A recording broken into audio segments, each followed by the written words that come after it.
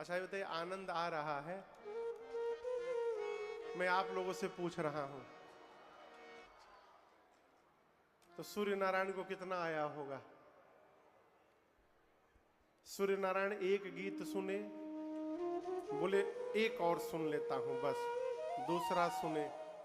मैं आपको बताऊं, जब हम लोग छोटे थे कलकत्ता में भैया, तो क्रिकेट मैच जब दूरदर्शन पर ना आके डिश टीवी पर आता था, उस पर ESPN पर, स्टार स्पोर्ट्स पर, तो घर में डिश टीवी का कनेक्शन था नहीं, दो ही चैनल आते थे, DD1 DD2।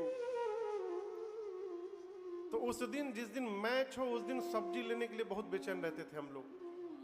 माई से कहते थे, माई सब्जी लाना है ना, जल्दी झोली दो। झोला और सब पैसा लेके जाते थे, सब्जी लेके साइकिल पर, और टीवी के दुकान के बाहर खड़े हो जाते थे। वो टीवी में क्रिकेट मैच लगा के दुकान वाले रख देते थे। अब खड़े हो जाते थे, एक ओवर और देख ले, बस एक ओवर और, बस अंतिम ओवर। ऐसे सब्जी लेकर हम लोग घंटों खड़े होकर मैच देख लेते थे। घर जाने के बाद दूसरा मैच होता था, फिर माई प्रसादी और शादी देती थी अच्छे से। तो उसी प्रकार सूर्य नारायण खड़े हैं, एक गीत सुने, बोले बस एक और सुन लेता हूं, दूसरा सुने, दूसरा और अच्छा लगा, बोले अच्छा एक और सुन लेता हूं, तीसरा सुने। ऐसे करके 3-4 घंटे सुनते रह गए। अब उसके बाद क्या सोचे कि कितना ये लोग गाएंगे, तब से तो गा ही रहे हैं, अब थोड़ी देर में बंद होने वाला होगा। आगे यदि चला जाऊंगा तो मन में ये टीस बनी रहेगी कि न जाने मेरे आने के बाद और क्या क्या हुआ होगा वहां पर। तो उन्होंने निर्णय किया कि अब एक बार पूरा उत्सव बंद हो जाए, तब हम आगे बढ़ेंगे। किसने सोचा? जोर से बोलिए। सूर्य भगवान। नीचे का बधाई उत्सव बंद हो जाए तब जाएंगे। बधाई गाने वाले क्या सोच रहे हैं? रात हो जाए तो बंद किया जाए। आप समझ रहे हैं? बधाई गाने वाले सोच रहे हैं रात हो तो बंद किया जाए। रात कब होगी? जब वो जाएंगे सूर्य नारायण। रात्रि कब होगी? जब सूर्य नारायण जाएंगे। सूर्य नारायण कब जाएंगे? जब ये बंद होगा। ये बंद कब होगा? जब रात होगी। रात कब होगी? जब वो जाएंगे। वो जाएंगे कब? जब ये बंद होगा। आप समझ रहे हैं? गोस्वामी जी लिख रहे हैं कि भगवान के आने के बाद श्री अवध में 1 महीने तक दिन ही दिन बना रह गया। कितने दिन? 1 महीना सूर्य नारायण गए ही नहीं अयोध्या के ऊपर से। न वो जा रहे हैं, न उत्सव बंद हो रहा है। बाबा लिखते हैं, मास दिवस कर दिवस भा, यह मरम न जानई को, रथ समेत रवि था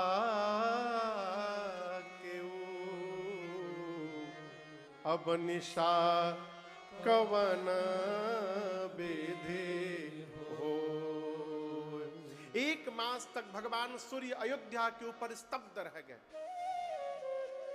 पढ़ा लिखा मनुष्य ये मानने को तैयार ही नहीं होगा कि महाराज 1 महीना भी दिन हो सकता है। इम्पॉसिबल। काहे का इम्पॉसिबल? काहे का इम्पॉसिबल? आपको पता है कि नहीं पता, मुझे नहीं पता, आज भी पृथ्वी पर कई ऐसे जगह हैं जहां 6-6 महीने दिन रहता है। 6-6 महीने दिन। आप यूरोप में आइए, नॉर्डिक 4 देश है वहां पर, डेनमार्क, स्वीडन, फिनलैंड और नॉर्वे। नॉर्वे में भैया 6 महीना दिन रहता है, 6 महीने रात। वहां एक मिडनाइट सन दिन भी आता है। उस दिन का नाम है मिडनाइट सन। साल में एक दिन आता है जहां रात को 12 बजे भी सूर्य भगवान दिखाई पड़ते हैं। 6 महीना दिने रहता है, 6 महीना रातें रहता है, अंधेर अंधकार। हम लोग कथा गाने गए डेनमार्क में, कथा करके रात में 9:30 बजे निकले, तब वो दिने दिन दिखाई दे। कहो 11 साढ़े 11 बजे रात को जाके अंधकार होए, और फिर सवेरे 5-6 बजे सुबह निकल जाए। एकदम डिस्टर्ब हो गया था दिमाग अंधकार देखने के लिए। तो यदि वहां 6 महीना दिन हो सकता है, तो जहां परमात्मा अवतार लिए हैं वहां 1 महीना दिन क्यों नहीं हो सकता है। अयोध्या में 1 मास तक दिवस ही दिवस रहा। आज भी हमारे अयोध्या में एक महात्मा है, राम जन्म के बाद, रामनवमी के बाद 1 महीने तक अपने आश्रम का कोई बल्ब बंद नहीं करते सरकार। आज भी परंपरा उस आश्रम में 1 महीने तक उस आश्रम का कोई लाइट बंद नहीं होता है, दिन रात सब जलता है, जितने बल्ब है वहां पर। किसी ने पूछा आप बिजली की बर्बादी कर रहे हैं, डंडा उठा के महात्मा दौड़ मार के पांव तोड़ दूंगा, बिजली की बर्बादी। इतना लाइट क्यों जलाए हैं? बोले राम जी आए थे तो 1 महीना दिन हुआ था, हमारे यहां भी राम जी आए हैं, 1 महीना दिन ही दिन बना रहेगा, यहां अंधकार आएगा ही नहीं। आज भी परंपरा है।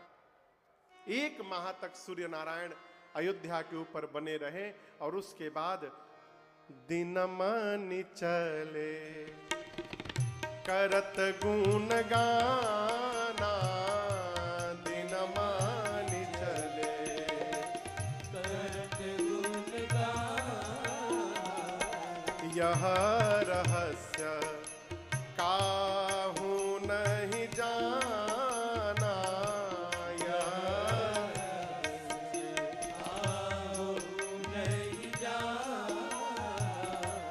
और वे का कहूँ निज चोरी, और वे कहूँ निज चोरी, सुन गिर जायते दृढ़मति तोरे,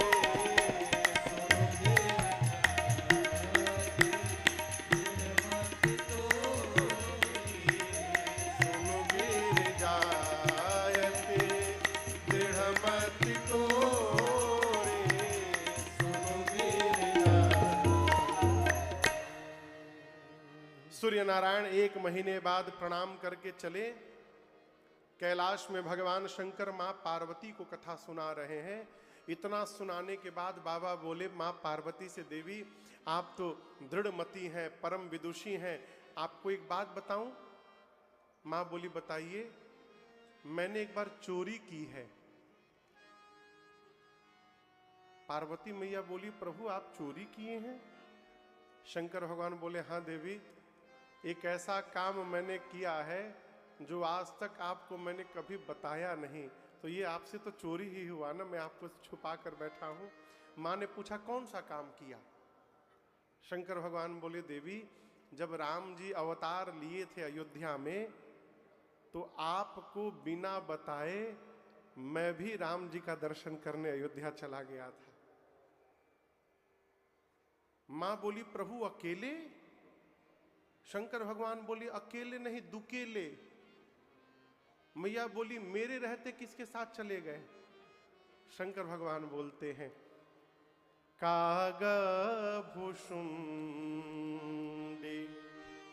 संग हम दो। किसके साथ गए? जोर से बोलिए।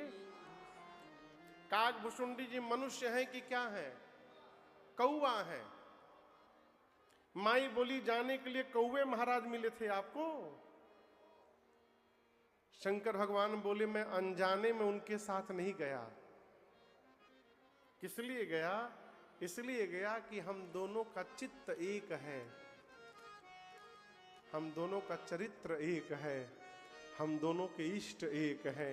आपको बताऊं, कागभूषुंडी जी और शंकर जी दोनों के इष्ट कौन है? राम जी में कौन राम जी? छोटका राम जी, बालक राम। ये बड़े वाले राम जी इष्ट नहीं है। शंकर जी के भी इष्ट छोटे वाले राम है, बंदऊ बाल रूप सोई राम। सरकार, शंकर जी बाल रूप की वंदना करते हैं और काकभूषुंडी जी कहते हैं इष्ट देव मम बालक रामा, दोनों की इष्ट बालक राम है। सरकार, एक दिन मैं सोच रहा था कि ये छोटके राम जी को इष्ट कहाँ बनाए हैं, बड़के राम जी को इष्ट बनाना चाहिए। तो मन में भाव आया कि शंकर भगवान और काकभूषुंडी जी सोचे कि यदि छोटे राम जी इष्ट रहेंगे और यदि कभी जीवन में आमना सामना हो गया और भगवान यदि छोटे बालक के रूप में रहेंगे तो भगवान को गोद में उठाने का सौभाग्य प्राप्त हो जाएगा, इसलिए बालक राम को इष्ट बनाए हुए हैं।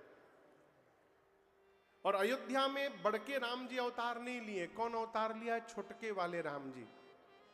इसलिए शंकर जी कहते हैं मैं काकभूषुंडी जी के साथ गया।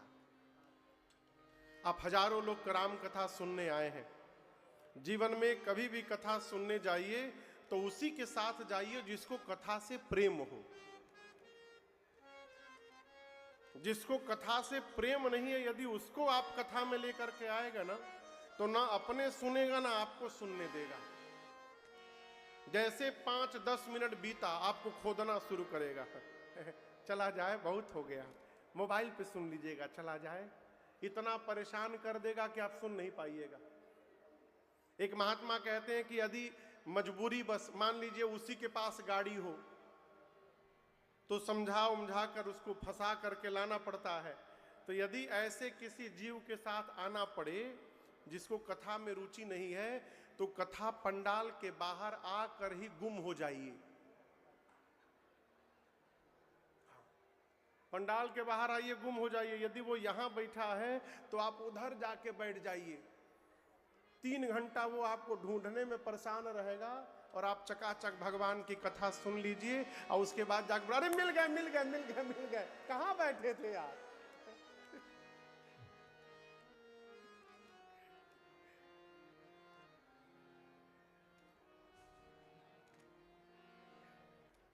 गांव पे यज्ञ था अपने, 5 साल जो यज्ञ हुआ, तो एक बार ठेकेदार चाहे किसी गायक को लेके आए थे। हमारे एक चाचा हैं, तो मेरे गांव पर पिताजी ने 5 साल यज्ञ कराया, 2011 से 2015 तक। तो उसी यज्ञ से मैं कथा प्रारंभ किया 2011 में। तो मैं क्यों कह रहा हूं, मुझे एक बात याद आ गई। तो हमारे एक चाचा हैं समस्तीपुर के, तो वो यज्ञ में आए थे, 2 या 3 साल की यज्ञ था। मेरी राम कथा थी 9 दिन की वहां पर। तो दिन में शाम को कथा होती, रात में लीला। तो वो चाचा एक किसी लड़का था, एक छोटा मोटा गायक, उसको लेकर के आए थे। तो उनका दवाई कहीं रख करके अब बिना दवाई दिए जा करके भीड़ में बैठ के लीला देख रहा था। हजारों की भीड़ लगी है, रामलीला चल रहा है गांव में, हजारों की भीड़। अब चाचा बोले, किसी को बोले मैं सुन रहा हूं। चाचा बोले कि जाओ उसको पकड़ के लाओ। बोला भीड़ में कैसे दिखाई पड़ेगा? चाचा बोले वो लाखों के भीड़ में दिखाई देगा। क्यों? तो बोले इतना बड़ा मूर्ख है, वो रात में भी काला चश्मा लगा के बैठा होगा और सिर पे टोपी लगाया होगा गोल, जाओ दिखाओ, दिखाई पड़ेगा, पकड़ के लाओ। तो सही में वो रतियों में गोल टोपी और करिया चश्मा लगा के बैठे। तो हम उससे पूछे तुम रात में काला चश्मा काहे लगाते हो? बोले महाराज अभी नया नया खरीदा हूं, घर जाऊंगा तो हमसे छीन लिया जाएगा, इसलिए जितना सधा सकता हूं। हम लोग पहन के सोते भी, बोलते 2 घंटा। गोल टोपी याद है ना?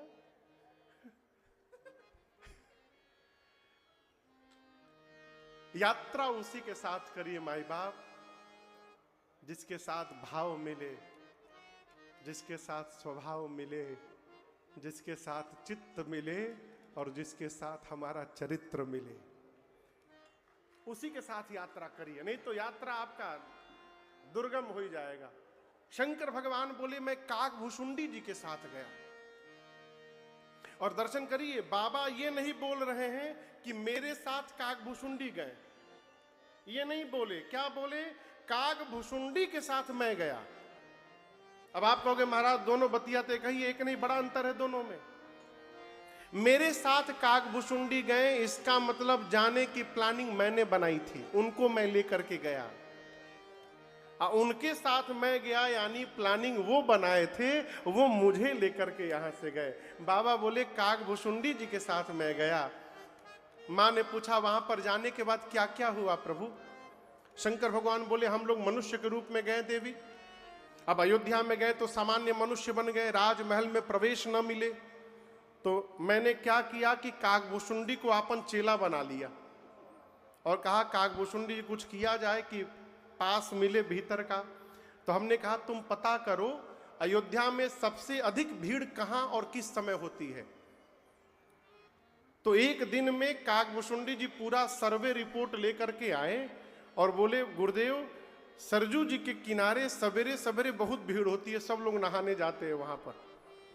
तो शंकर भगवान काकभुशुंडी जी से बोले ठीक है वहीं पर एक कमरा लो रेंट पर, अपना कार्यालय खोला जाएगा। सरजू जी के किनारे शंकर भगवान एक कमरा लिए रेंट पर सरकार, और वहां कार्यालय खुला और कार्यालय के ऊपर साइन बोर्ड लिखा गया भविष्य पूछो केंद्र, प्रोपराइटर शंकर शर्मा। मालिक कौन है दुकान का? शंकर शर्मा। उप सहायक भुशुंडी नारायण पाणे। शंकर भगवान बोले कस्टमर बनाना पड़ेगा, नया नया बिजनेस है तो ऑफर देना पड़ेगा।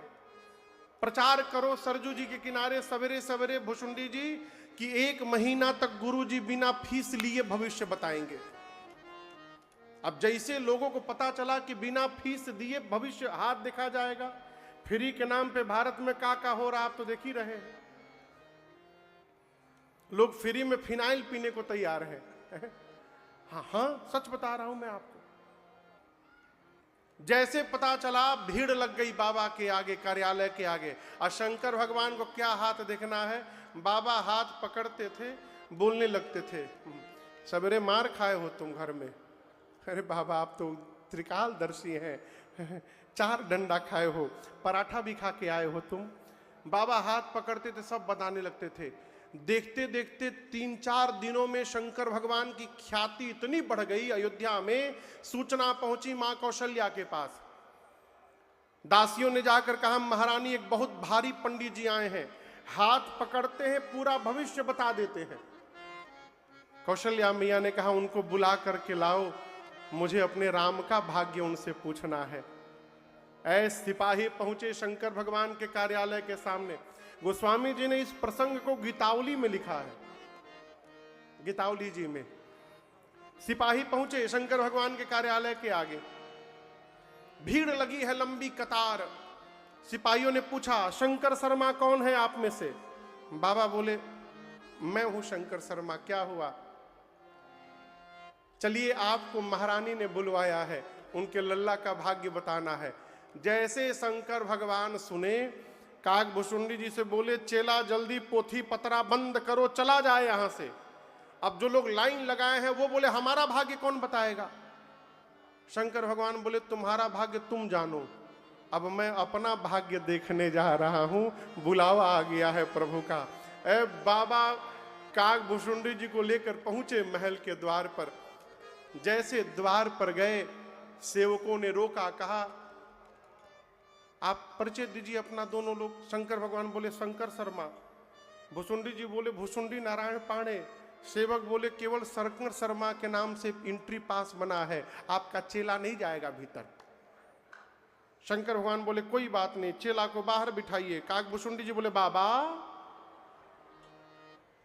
आए हम लोग साथ में, जब भीतर जाने की बारी आई तो बाहर बिठाइए। शंकर भगवान बोले तुम्हारे चक्कर में हम भी अटक जाएंगे, एक बार भीतर जाने दो, फिर किसी तरह आपको भी बुलवाऊंगा मैं। बाबा भीतर गए, मां कौशल्या ने पांव पखारा, पूजन किया, दिव्य आसन पर बिठाया और उसके बाद राघव जी को गोद में लेकर मां शंकर जी के सामने आई।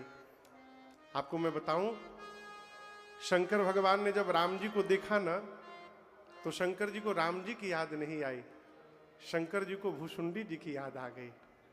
ए चेला बाहर बैठा है, वंचित रह जाएगा। मां ने लाकर कहा मेरे राम का भाग्य बताइए। शंकर भगवान बोले एक समस्या है। मां बोली कैसी समस्या है? शंकर जी बोले बच्चे में समस्या नहीं है, समस्या ये है कि मेरा जितना किताब है ना, सब हमारा चेला लेके बाहर बैठा है। अब पोथी पतरा तो चेला के पास है, मैं इसे कैसे बता दे। माँ बोली अभी बुलवाती हूं। काग भुसुंडी जी की एंट्री हुई, वाइल्ड कार्ड एंट्री, हाँ, स्पेशल एंट्री हुई। काग भुसुंडी जी जैसे पहुंचे, मन ही मन बाबा को धन्यवाद दिए। अब गुरु चेला दोनों भगवान का दर्शन कर रहे हैं। कौशल्या मैया ने राम जी को शंकर भगवान की गोद में दे दिया। बाबा राम जी को गोद में लिए और एक हाथ ले करके राम जी का शंकर जी देखने लगे। अब काकभूषुंडी जी सोचे कि गुरु जी अकेले अकेले लूट रहे हैं, हमसे पूछ भी नहीं रहे हैं। तो काकभूषुंडी जी कौशल्या मैया से बोले कि नमस्ते, माई सेल्फ भुसुंडी नारायण पांडे, मैं गुरु जी का असिस्टेंट हूं। आपको एक बात नहीं मालूम है, मेरे गुरु जी हाथ की रेखा के स्पेशलिस्ट हैं, हम पांव की रेखा के स्पेशलिस्ट हैं। जब तक गुरु जी हाथ की रेखा देख रहे हैं, आप कहिए तो हम पांव देख लें। कौशल्या मैया बोली देख लीजिए। अब भगवान के छोटे छोटे पांव श्री काकभूषुंडी जी एक ही हाथ में भगवान के दोनों पांव पकड़ लिए, और उसके बाद जो राम जी का दूसरा हाथ खाली था ना, उस हाथ को लेकर के अपने सिर पे रख लिए। शंकर भगवान देखे, हम गुरु होके केवल एक हाथ पकड़े हैं, ये चेला होके हाथ पांव दोनों पकड़ लिया, ये चेलवा हमसे आगे निकल गया। आज काकभूषुंडी जी के सौभाग्य पर शंकर भगवान गदगद हो गए।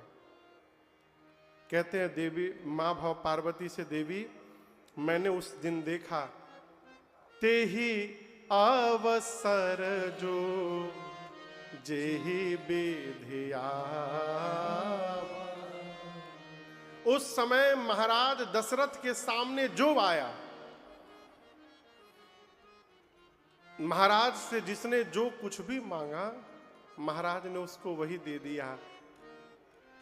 और मांगने वाले जब मिला तो इतना मिला कि संतुष्ट हो गए, और संतुष्ट होकर महाराज को आशीर्वाद देते हैं। महाराज सकल तनय चिरजीव हो,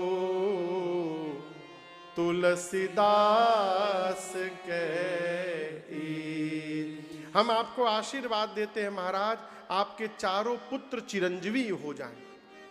ये क्रम चलता रहा, मांगने वाले आते गए, महाराज देते गए। बाबा कहते हैं कछुक दिवस बीते एहि भांति, कछुक दिवस बीते एहि भांति, जात न जानिय दिन अरुराते, जात न जानिय दिन अरुराते, नामकरण कर अवसर जाने, नामकरण कर अवसर जाने, भूप बोली पठ ए मुनि ज्ञानी, भूप बोले पठ ए मुनि ज्ञानी, करि पूजा भूपति अस भाखा, करि पूजा भूपति अस भाखा। क्या बोला? धरिया नाम जो मुनि गुण राखा, धरिया नाम जो मुनि गुण राखा, धरिया नाम जो मुनि गुण राखा, धरिया नाम।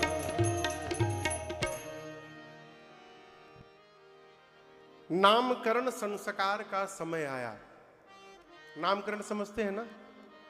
बोलिए। आजकल तो ये संस्कार जन्म के पहले ही हो जाते हैं। अभी जन्म नहीं हुआ बालक बालिका का, लड़का होगा तो गुड्डा, लड़की हुई तो गुड्डी, हाँ, पहले पहले रख लेते हैं। ये संस्कार है। शुभ मुहूर्त दिखा करके ब्राह्मण देवता से घर में श्रेष्ठ को बुला करके श्री सत्यनारायण भगवान की कथा श्रवण करके और फिर श्रेष्ठ के मुख से बालक बालिका का नाम रखवाना चाहिए। ये विधि है। नाम कैसा हो? यूनिक नेम महाराज। आजकल तो भगवान बचावे, आजकल तो ऐसा ऐसा नाम सुनाई पड़ता है। ठाकुर जी मालिक है। हम नामे के चक्कर में ऐसा फंसे थे न्यूजीलैंड में एक बार, याद है ना आपको? नाम बहुत विचार करके रखिए, कैसा नाम रखा जाए जिसको लेने से भगवत नाम की सुधि हो जाए। इसका लाभ क्या है महाराज? आप जितनी बार अपने बच्चों को पुकारिएगा, न चाहते हुए भी उतनी बार आपके मुख से भगवत नाम का उच्चारण होता रहेगा। ये इसका लाभ है। अजामिल इसी में तर गया। कैसे? अजामिल महापापी था, महापापी, लेकिन उसके बेटे का नाम था नारायण। जब उसका प्राण निकलने का समय आया ना, तो अपने बेटे को पुकारने लगा, नारायण कहां हो, नारायण कहां हो। पुकार रहा था अपने बेटे को, लेकिन भगवान नारायण ने कहा कि ये मुझे पुकार रहा है, और भगवान ने अपने पार्षदों को भेज दिया उसको भगवत धाम ले जाने के लिए। भगवत नाम के कारण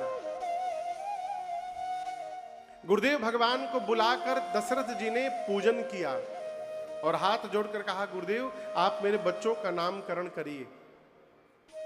गुरु जी ने कहा, महाराज इनके अनेक नाम हैं, आप कह रहे हैं, उन अनेक नामों में से एक एक नाम मैं आपको आज बता रहा हूं, और आप दर्शन करिए। कितने पुत्र हैं महाराज के? बोलिए 4। हाँ, तो सबसे पहले श्री दशरथ जी की गोद में राम जी बैठे थे। गुरुदेव ने देखा और कहा, महाराज आपके ज्येष्ठ पुत्र ये जो आनंद सिंधु सुख राशि, जो आनंद सिंधु सुख राशि, करते त्रैलोक सुपासी, करते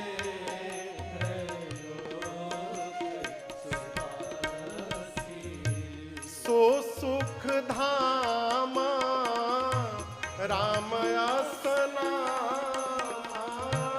सो सुख धाम राम असना, अखिल लोक दायक विश्रामा, अखिल लोक दायक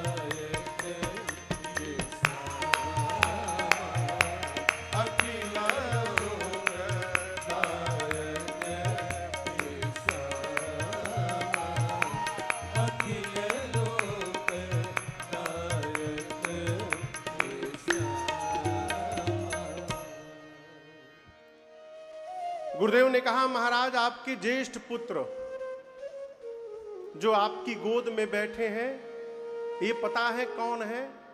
महाराज बोले नहीं मालूम। गुरु जी बोले, महाराज ये आनंद के समुद्र हैं। राम जी क्या है? आनंद के समुद्र।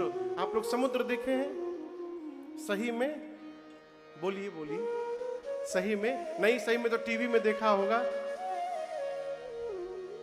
समुद्र के पास जाकर पता चलता है कितना विशाल है समुद्र।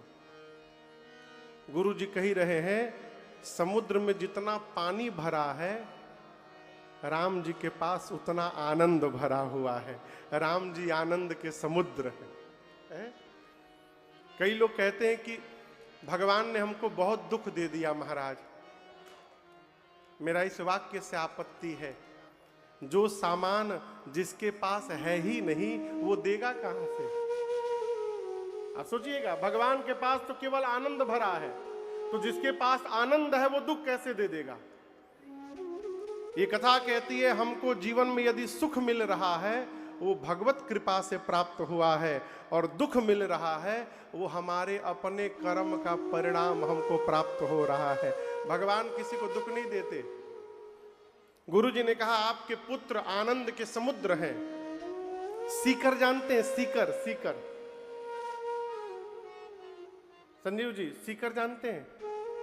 आप लोग कोई जानता है सीकर? पानी का कभी झरना देखा है आप लोगों ने? झरना के पास जाइए तो पानी का फव्वारा आता है। पानी का फव्वारा, उसको अंग्रेजी में मिस्ट कहते हैं। तो पानी के फव्वारे में एक छोटा सा जो पानी का कण है उसको सीकर कहते हैं। इसको और सरल भाषा में यदि समझाऊं तो पानी के एक बूंद को 1000 भाग में बांट लीजिए, उसका जो एक भाग होगा उसका नाम है सीकर। गुरुदेव ने कहा ये आपके जो ज्येष्ठ पुत्र हैं ये आनंद के समुद्र हैं, और सीकर रूपी दया से पूरे त्रैलोक्य का पालन करने वाले हैं राम जी। सीकर मात्र दया से, सीकर ते त्रैलोक सुपासी, ये सुख के धाम हैं। महाराज ये वही है जो सबको विश्राम देते हैं, परम विश्राम। और आप इसका प्रमाण दर्शन करिए, जब जीव की अंतिम यात्रा निकलती है तो और कुछ नहीं कहा जाता। क्या कहा जाता है? राम नाम। ये नहीं कहते कृष्ण नाम सत्य है, शिव नाम सत्य है। क्या कहते हैं? राम नाम सत्य है। क्यों? राम जी ही विश्राम देने वाले हैं। मेरी आपसे कोई अपेक्षा नहीं है, केवल एक निवेदन मैं करूंगा, आप धोती पहनिए, पैंट पहनिए, जो मन करे पहनिए, जो भी काम करते हैं करते रहिए, केवल अपनी जिह्वा से भगवत नाम का उच्चारण करते रहिए। बस केवल भगवत नाम का उच्चारण करते रहिए। ऐसा बिल्कुल नहीं है धोती पहन के जपेंगे तो ज्यादा फल मिलेगा। अभी मैं यहां पर आ रहा था तो दिल्ली उतरा तो एक लोग मुझे मिले, अधिकारी थे, जहाज में मिले, बस में बैठा तो वो भी साथ में थे। तो पूछे महाराज किस प्रकार से भगवान का नाम जपा जाए कि अधिक लाभ करे। हमने आपका प्रश्न गलत है, ये प्रश्न ही ना पूछिए किस प्रकार से जपा जाए, जपा जाए बस इतने से मतलब रखिए। उनको एक मैंने उदाहरण दिया, एक चरवाहा था, चरवाहा भैंस चराता था। यू नो भैंस, यहां भैंस होती है यहाँ पे? अरे इधर भी होती है भैंस।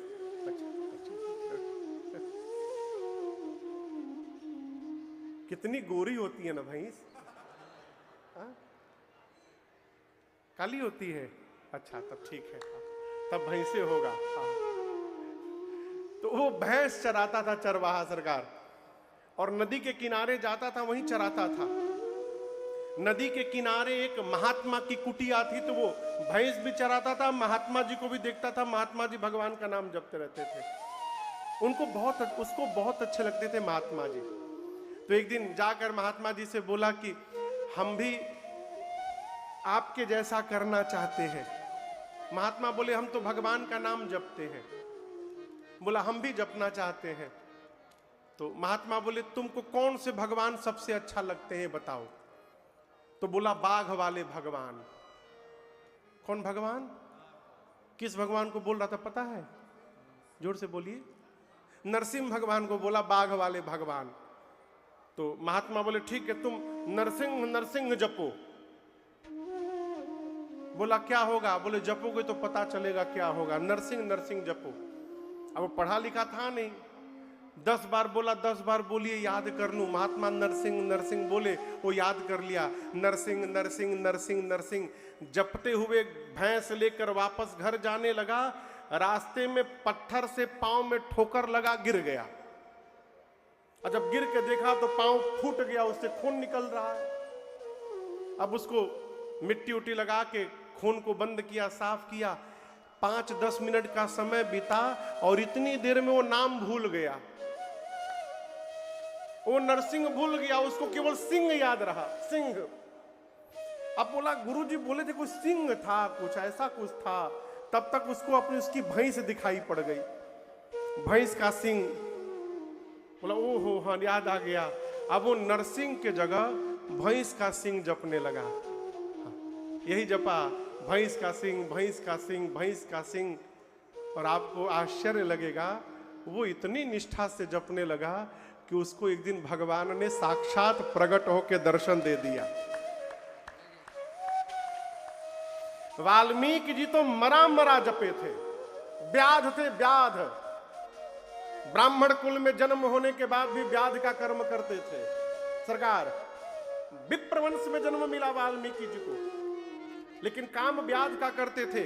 पशुओं को मारते थे जंगल में, और आने जाने वाले राहगीरों को लूट लेते थे। एक दिन नारद जी मिल गए उनको जंगल में। किसको? वाल्मीकि जी को। उनका नाम रत्नाकर था। नारद जी मिल गए, नारद जी को पकड़ लिया रत्नाकर ने, मैं लूटूंगा आपको। नारद जी ने पूछा ये पाप कर्म क्यों कर रहे हो? मतलब परिवार का पोषण करना है। नारद जी बोले जो तुम परिवार के लिए पाप कर रहे हो, तुम्हारे परिवार के लोग इस पाप में भागी बनेंगे? बोले क्यों नहीं बनेंगे, उन्हीं के लिए कर रहा हूं मैं। नारद जी बोले पूछ के आ जाओ। तो एक पेड़ में नारद जी को रत्नाकर जी ने बांध दिया, वाल्मीकि जी ने बांध कर गए घर। माता पिता से बोले कि आप लोगों को पता है ना कि मैं कौन सा कर्म करके यहाँ पर धन लाता हूँ? बोले पाप करके लाते हो, पता है। तो आप लोग मेरे पाप में भागी बनेंगे ना? माता पिता बोले हम क्यों बनेंगे, तुम करते हो, तुम जानो, तुम्हारा कर्तव्य है हमको भोजन कराना। तुम पाप करके लाओ, धर्म से लाओ, तुम्हारी समस्या, हम भागी नहीं बनेंगे। पत्नी के पास गए, पत्नी ने भी मना कर दिया, मैं भी भागी नहीं बनूंगी। आंखें खुली की खुली रह गई। लौट कर आए, नारद जी को वृक्ष से निकाले, पांव में गिर के रोने लगे। बोले मेरा उद्धार करिए। नारद जी बोले राम राम जपो। बोले नहीं जप सकता। बोले क्यों नहीं जप सकते? बोले जीवन भर मरा मरा बोला हूं। मैं पशुओं को मार देता था तो अपने साथियों को तक आवाज पहुंचाता था, मरा मरा। मैं जीवन भर मरा मरा बोला हूं। नारद जी बोले मरा मरा बोल लोगे? बोले उसमें तो एक्सपर्ट हूं मैं बोल लूंगा। तो बोले निष्ठा से तुम मरा मरा जपो। वाल्मीकि जी बैठकर राम के जगह मरा मरा जपने लगे। और आपको पता है वही रत्नाकर आगे चलकर वाल्मीकि महर्षि बन गए, ऋषि वाल्मीकि बन गए, केवल नाम जप के प्रभाव से।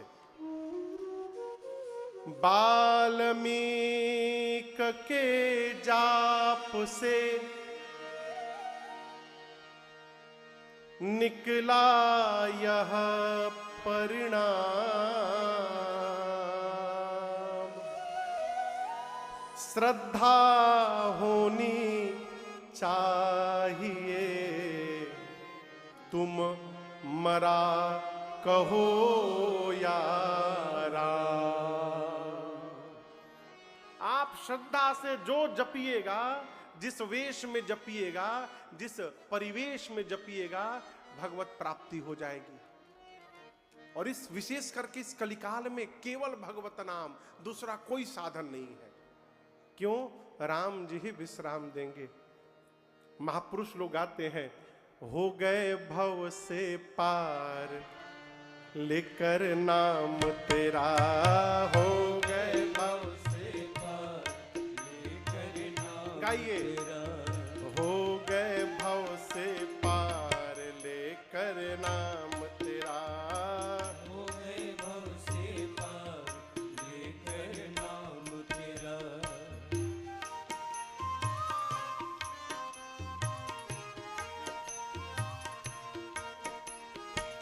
वाल्मीकि अति दीनहीन थे, बुरे कर्म में सदा लीन थे।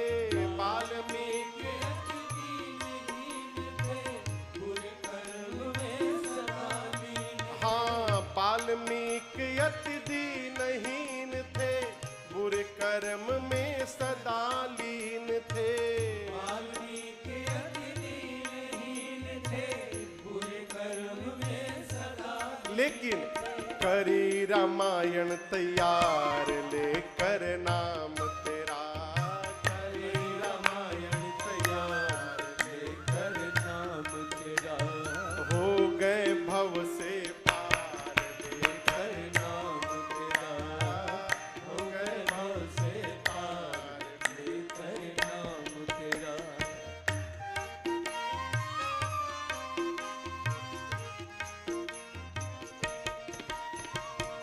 थे नल नील जाति के बानर, राम नाम लिख दिए शिला पर, थे नल नील जाति गाइए राम नाम लिख दिए शिला, हाँ थे नल नील जाति के बानर, राम नाम लिख दिए शिला पर।